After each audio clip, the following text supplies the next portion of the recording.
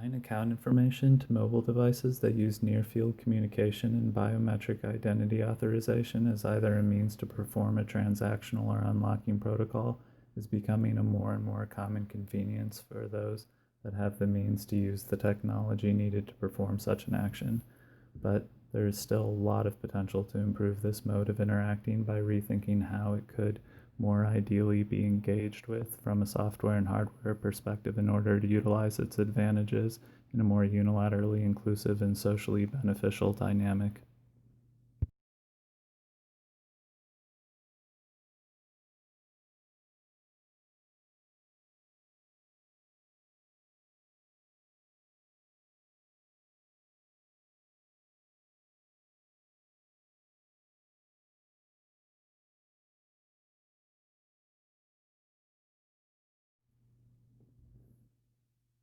The first bottleneck holding back the full potential of contextually automated communication paradigms is rooted with the relative utility set a modern phone's form factor is designed to include, because said form will inherently prioritize those interactions that are most commonly performed over those that are most situationally emergent, meaning that it will service you conveniently most of the time, but fail you when you need it most. A smaller device that only has one button that knows when you personally are touching it because of your fingerprint and thus cannot be otherwise used will be understood by those that it is communicating with to be intentionally focused on the use case that is circumstantially specific to the locational context in which it is being pressed based on an intuitive set of predefined initiatives, relying on its underpinning software to accurately simulate the conditions around which it is being used, a simulation phone. Thus, if the user presses it in the middle of nowhere with no other devices preset to receive the signal, then they are expressing that they are in an otherwise undefined sort of peril for which they need help at the location their Sym Phone is broadcasting from, and they have no other devices on their person with sensors that could otherwise be automatically activated to add any possible audiovisual information to assist in assessing what is needed. But if they are pressing it while touching a smart lock or some kind of payment terminal, then they are opening an otherwise secured software lockout protocol that is controlled by identitive automatic accounting. If the former example was a situation in which you, as the user of a Sym phone, were to find yourself being unexpectedly threatened in some way by another human, you can imagine how much more tenable the process of reaching into your pocket and pushing the only button on a fob attached to your keychain would be, as opposed to taking out your cell phone and attempting to call for help before your attacker stops you. In fact, any device designed to do a multitude of tasks will make it too difficult to do what is needed as quickly as needed in any scenario like this. And when that task is automatically connected biometrically to a pre-accounted for identity, accountability for the action of calling for help is an integrated part of the process, and thus has factors that inherently impede the repeated abuse of the community that would be an integral aspect of its implied service. Due to its simulation-heavy interfacing, the service would innately involve a greater possibility of automated control over the nature of the association the user has with the community that is asked to respond to it. As such, the simulation may be programmed to check if the Sym phone is in relatively close proximity to a population that has elected to keep their devices open to emergency call notices,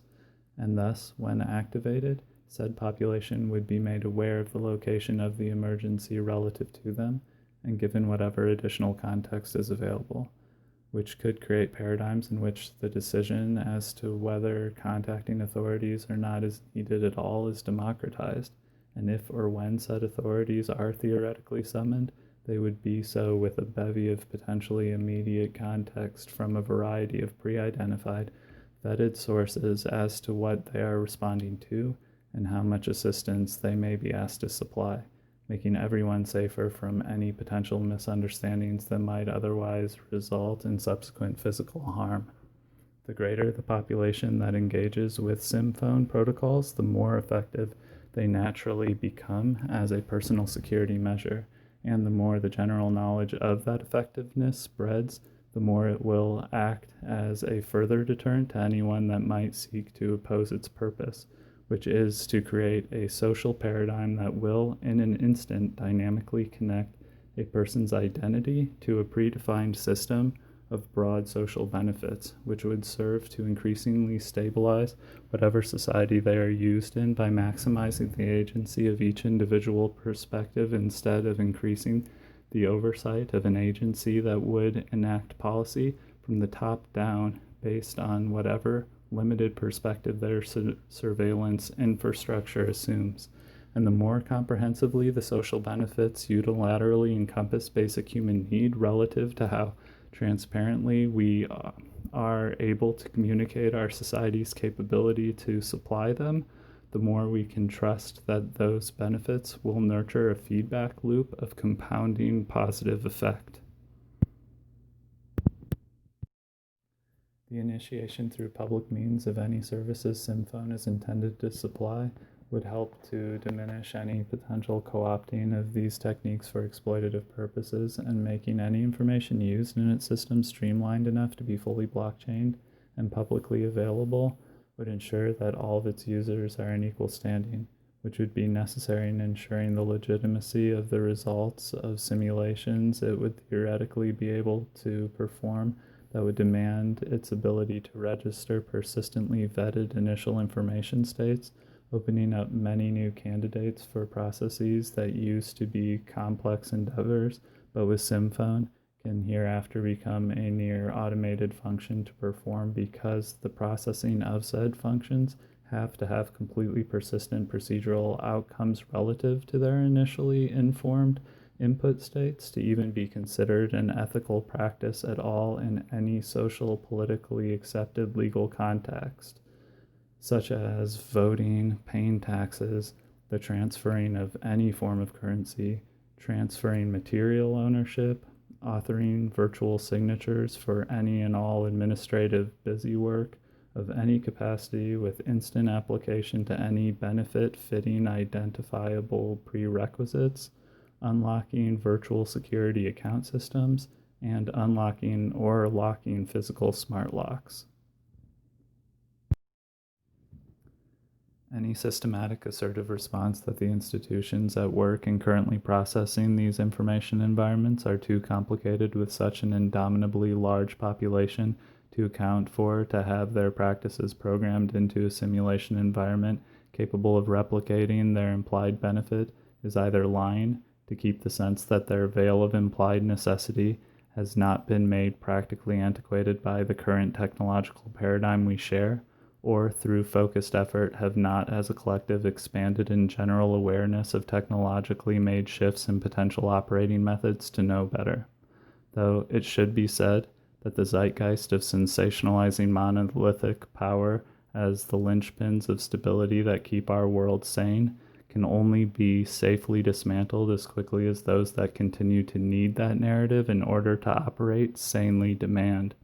And by so succinctly dismantling so many barriers to leveling the playfield, we may find more creative methods for implementing meritorious accounting for the virtual weight of each individual's new verbosity by applying an automated ratio of effect to any input relative to a pre-established standardized test that scores each individual's grasp on whatever associated subject they vote, making the new barriers to individual democratic impact only anyone's own failure to study the subject they are presuming to have an opinion about. And yes, I know what Orwellian bells sound like, and I could elect to ring more of them, but consider that the capabilities of all of these assertions are current and would only stand to stabilize an application as software improves over time, and the advantages they present in dismantling their older, less dynamic analogs present them clearly as having vastly more humane implications moving forward, even if we have to go through a period of blocking that one neighbor that won't stop pushing their alarm every night because they're afraid of the dark.